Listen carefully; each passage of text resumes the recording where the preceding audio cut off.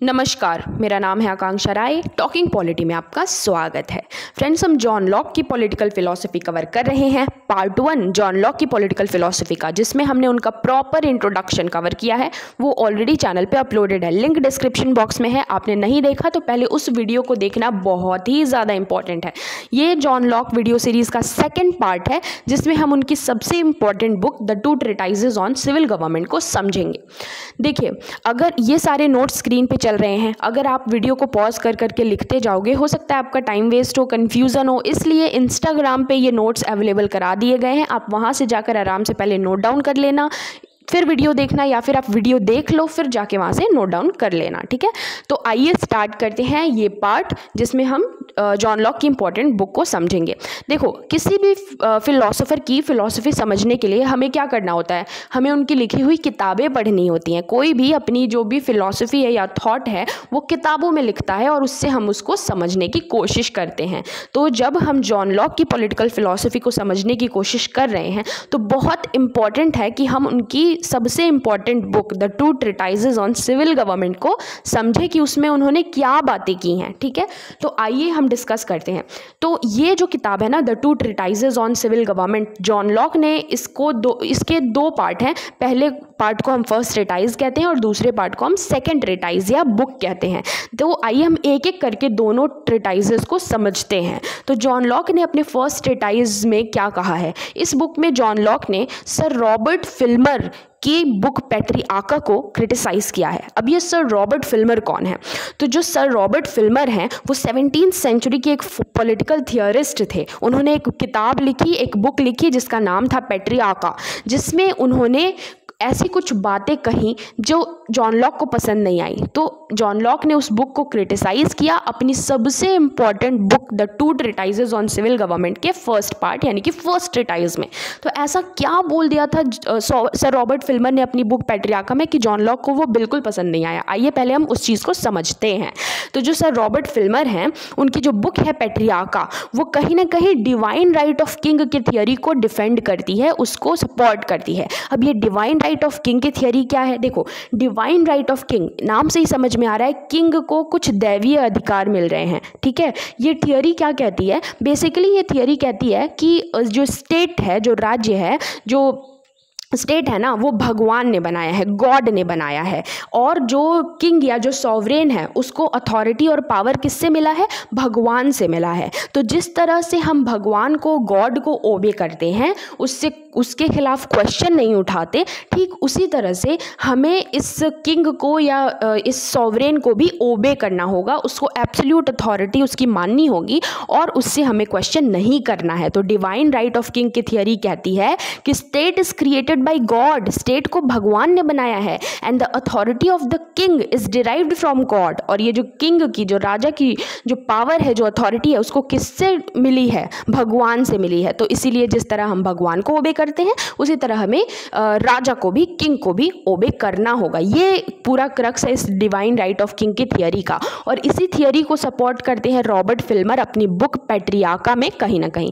तो आइए हम रॉबर्ट फिल्मर की बुक पैट्रियार्का को थोड़ा सा और डिटेल में समझते हैं। क्यों हम समझ रहे हैं उनकी बुक पैट्रियार्का को? क्योंकि सर जो जॉन लॉक, जिनकी फिलॉसफी हम समझना चाहते हैं, उन्होंने अपनी सबसे important book the two treatises on civil government के पहले ट्रीटाइज में इस रॉबर्ट फिल्मर की पैट्रियार्का को ही क्रिटिसाइज़ किया है पूरा। तो इसीलिए हमें रॉबर्ट फिल्मर की पैट्रियार्का को समझना हमारे लिए इंपॉर्टेंट हो जाता है। देखो, अपनी बुक पैट्रियार्का में रॉबर्ट फिल्मर कहते हैं कि स्टेट इज पैट्रियार्का, स्टेट एक पैट्रियार्का है। इसका क्या मतलब है? कि state is a big family of God, भगवान की एक बहुत बड़ी सी फैमिली है स्टेट। ठीक है, और जो ये एडम है, जो एडम है, ये पहले किंग थे और वो भगवान के बेटे थे, he was son of God. और जितने भी सक्सेसिव किंग्स आए एडम के बाद, वो सब एडम के हायर्स हुए, मतलब उनके बाद वो राजा बने। एडम के बाद जो एडम का जो बेटा था वो राजा बना, फिर उसके बेटे का बेटा राजा बना। इसी तरह से उसी के ख़ानदान से ये जो राजा हैं वो आते गए और रूल करते गए स्टेट को। और उन्हें ही रूल करना चाहिए, ये मानते हैं रॉबर्ट फिल्मर। ठीक है, देखो क्योंकि एडम की अथॉरिटी एब्सोल्यूट थी का क्या मतलब है, उसके पावर या उसके बनाए हुए रूल्स के खिलाफ कोई क्वेश्चन नहीं कर सकता है। तो जैसे एडम की जो अथॉरिटी है वो एब्सोल्यूट थी, ठीक उसी तरह से उसके आने वाले जो भी उसके बेटे के बेटे जो राजा बने, उनकी भी अथॉरिटी एब्सोल्यूट हो गई। ठीक है, या होनी चाहिए, ऐसा रॉबर्ट फिल्मर मानते हैं। क्यों? क्योंकि वो सब भगवान की फैमिली के हैं। ठीक है, स्टेट को किसने बनाया? गॉड ने बनाया, और गॉड ने सारा पावर अपने बेटे को दिया जो कि एडम थे। वो पहले राजा बने और उन्होंने स्टेट को रूल किया, फिर उसके बाद एडम के बेटे राजा बने, फिर उनके बेटे के बेटे राजा बने, और इन सब का जो अथॉरिटी है वो एब्सोल्यूट है। हम इन सब के बनाए गए रूल्स को क्वेश्चन नहीं कर सकते क्योंकि ये सब भगवान के खानदान से आते हैं, ऐसा सर रॉबर्ट फिल्मर मानते थे। तो जॉन लॉक इन सब बातों को बिल्कुल नहीं मानते थे और वो क्रिटिसाइज़ करते थे। लेकिन पहले हम समझ लेते हैं रॉबर्ट फिल्मर और क्या क्या कह रहे हैं।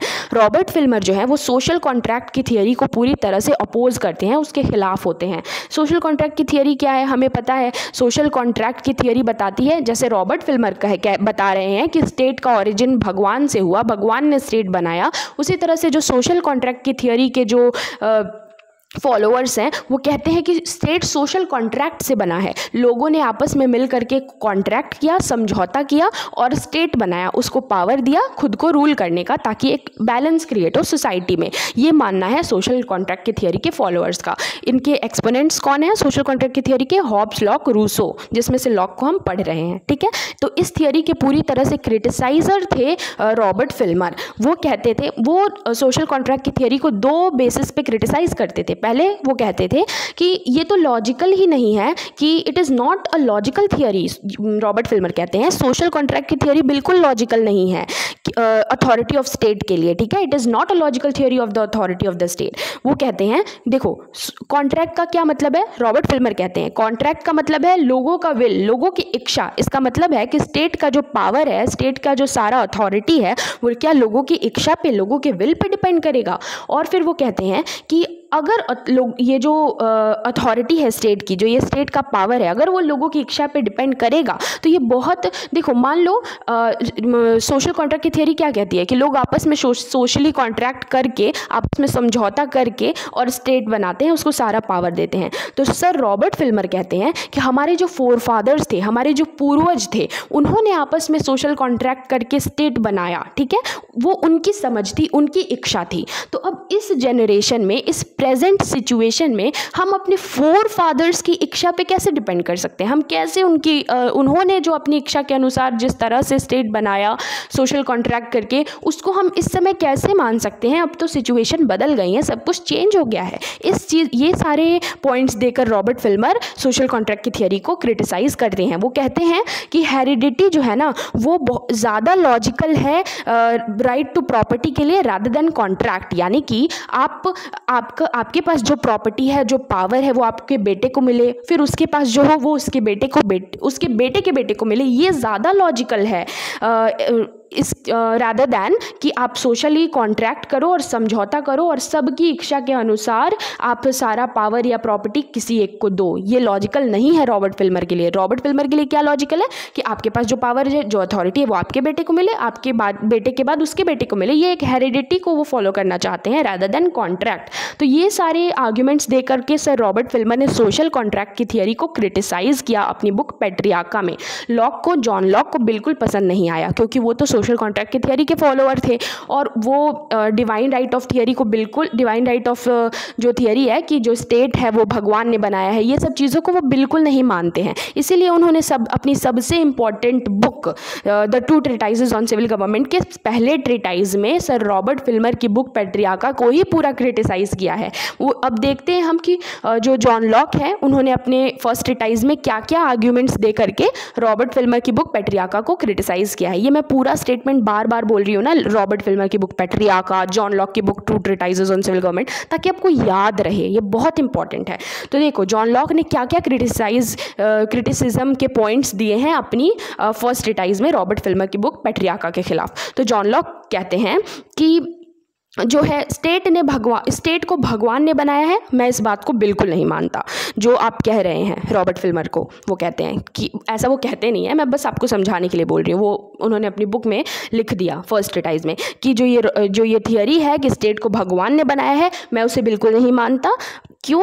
क्योंकि प्रेजेंट सिचुएशन में यहाँ पे देखो, वो कहते हैं कि रॉबर्ट फिल्मर जो कह रहे हैं कि एडम जो है वो पहले राजा बने, स्टेट को भगवान ने बनाया और उनके बेटे थे एडम जो पहले राजा बने, और उन्हीं के ख़ानदान के जितने बेटे आएंगे, मतलब उनके बेटे फिर उनके बेटे के बेटे, वो ही राजा बनेंगे और हमको उनका पावर, उनकी अथॉरिटी को मानना पड़ेगा। तो जॉन लॉक कहते हैं इस सिचुएशन में, प्रेजेंट में तो बहुत सारे राजा हैं, तो हमें कैसे पता चलेगा कि कौन एडम की फैमिली का है, कौन उनके जेनरेशन का है, उनका आयर है, ये हमें कैसे पता चलेगा? ये एक बहुत इंपॉर्टेंट पॉइंट है। फिर जॉन लॉक कहते हैं कि that's why Locke suggested to look for new basis of authority of state. इसीलिए जॉन लॉक कहते हैं हमें पता ही नहीं है इतने सारे राजा में से एडम की फैमिली का या भगवान की फैमिली का कौन है, इसीलिए ये बेसिस, ये जो बेस है स्टेट की अथॉरिटी का, वो बिल्कुल अलग है और हम इसे नहीं मान सकते और हमें किसी और बेसिस, कोई और बेसिस ढूंढना पड़ेगा। अब ये जो जॉन लॉक हैं, ये अपनी फर्स्ट ट्रीटाइज में एब्सोल्यूट अथॉरिटी ऑफ स्टेट की थियरी को भी रिजेक्ट कर देते हैं। ये थियरी, मतलब जो हमने देखा कि रॉबर्ट फिल्मर कहते हैं जो स्टेट या गवर्नमेंट या जो राजा है उसका अथॉरिटी एब्सोल्यूट है, कोई उसे क्वेश्चन नहीं कर सकता, इस चीज़ को जॉन लॉक बिल्कुल नहीं मानते हैं। जॉन लॉक के हिसाब से स्टेट की जो अथॉरिटी है वो कभी एब्सोल्यूट हो ही नहीं सकती। क्यों?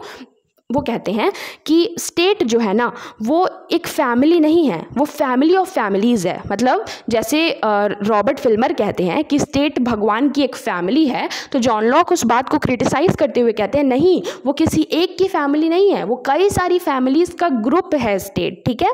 इसीलिए जो किंग की अथॉरिटी है उसको हम फादर की अथॉरिटी से या पैट्रियार्का की अथॉरिटी से कंपेयर नहीं कर सकते। जैसे रॉबर्ट फिल्मर कहते हैं कि जो फादर है, जो पैट्रियार्का है, हमें वो उसकी अथॉरिटी एब्सोल्यूट है और हमें मानना पड़ेगा। मतलब जो भगवान है वो उनका पावर एब्सोल्यूट है और वो हमारे फादर की तरह है, तो वो जो कहेंगे वो हमें करना पड़ेगा। और ठीक उसी तरह से अगर उन्होंने अपने बेटे को राजा बना दिया है तो उनके बेटे की बात को भी हमें मानना पड़ेगा। लेकिन जॉन लॉक कहते हैं कि जो राजा है, जो किंग है, उसको हम फादर से कंपेयर नहीं कर सकते, फादर या पैट्रियार्का से कंपेयर नहीं कर सकते। क्यों?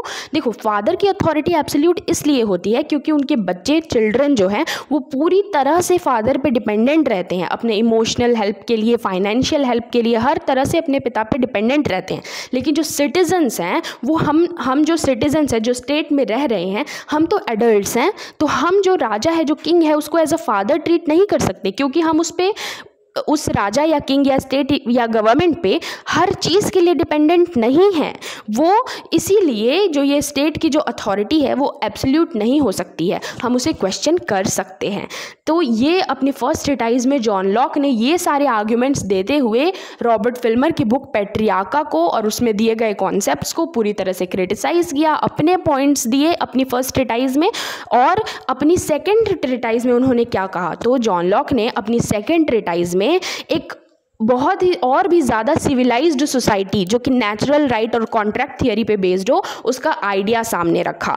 इस बुक को उन्होंने स्टेट ऑफ नेचर को एक्सप्लेन करते हुए स्टार्ट किया सेकेंड ट्रीटाइज को। हमें पता है जो भी सोशल कॉन्ट्रैक्ट के थियरी के फॉलोअर्स हैं वो पहले स्टेट ऑफ नेचर को एक्सप्लेन करते हैं कि जब स्टेट नहीं था, जब राज्य नहीं था, तो लोग कैसे रहते थे, उस वक्त क्या सिचुएशन होती थी और क्या ज़रूरत पड़ी स्टेट बनाने की। तो ये स्टेट ऑफ नेचर की थियरी है जो हर सोशल कॉन्ट्रैक्ट थियरी का जो एक्सपोनेंट है या फॉलोअर है वो इसको पहले एक्सप्लेन करता है। हॉब्स, लॉक, रूसो तीनों इसकी बात करते हैं स्टेट ऑफ नेचर की। वो हम आगे की वीडियोस में उनके सारे कॉन्सेप्ट को समझेंगे। और फिर इस बुक में सेकेंड ट्रीटाइज में जॉन लॉक ने कॉन्क्वेस्ट और स्लेवरी की भी बात की है, प्रॉपर्टी की भी बात की है, रिप्रेजेंटेटिव गवर्नमेंट की भी बात की है और राइट ऑफ रेवोल्यूशन की भी बात की है कि कैसे जो स्टेट या गवर्नमेंट है उसने अगर कुछ ऐसा किया जो हमें पसंद नहीं आया सिटीजन्स को, तो वो उसको रिवॉल्ट कर सकते हैं, उसके अगेंस्ट बोल बोल सकते हैं, उसके खिलाफ खड़े हो सकते हैं, जिस चीज़ को पूरी तरह से क्रिटिसाइज़ किया था रॉबर्ट फिल्मर ने अपनी बुक पैट्रियार्का में। उन्होंने कहा था हम क्रिटिसाइज़ नहीं कर सकते स्टेट या गवर्नमेंट को, क्योंकि उनको भगवान ने बनाया है, वो भगवान के बेटे हैं, उनके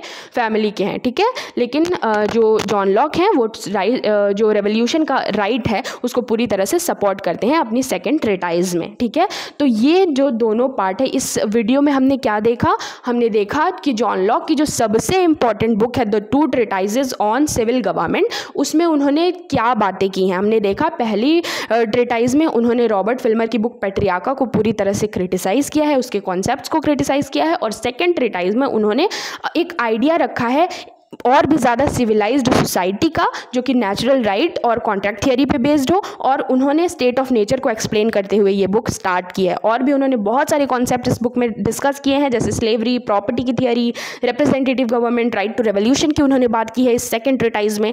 तो अब हम पूरी तरह से समझ चुके हैं कि जॉन लॉक जो है, जो उनकी जो पूरी फिलॉसफी क्या है, और उन्होंने अपनी जो सबसे इंपॉर्टेंट बुक है जिसमें उन्होंने अपनी पॉलिटिकल फिलॉसफी दी है, उसमें उन्होंने क्या बातें की हैं। तो फर्स्ट पार्ट में हमने देखा था कि जॉन लॉक का पूरा इंट्रोडक्शन देखा था कि वो कहाँ पैदा हुए, क्या सिचुएशंस उन्होंने देखी, कैसे उनकी जो माइंडसेट है वो डेवलप हुआ। और सेकंड में हमने उनकी सबसे इंपॉर्टेंट बुक जिसमें उन्होंने अपनी सारी फिलॉसफी को सामने रखा है, उसको हमने समझने की कोशिश की। अब आने वाली वीडियोज़ में हम उनकी एक एक थियरी को अच्छे से समझेंगे कि स्टेट ऑफ नेचर उनकी थियरी क्या है, सोशल कॉन्ट्रैक्ट की उनकी थियरी क्या है, इन सब चीज़ों को हम अच्छे से समझेंगे। तो नेक्स्ट वीडियो जल्दी ही अपलोड हो जाएगी, तब तक के लिए goodbye, take care, stay safe, और वीडियो को लाइक, शेयर और सब्सक्राइब जरूर कर देना। Good bye.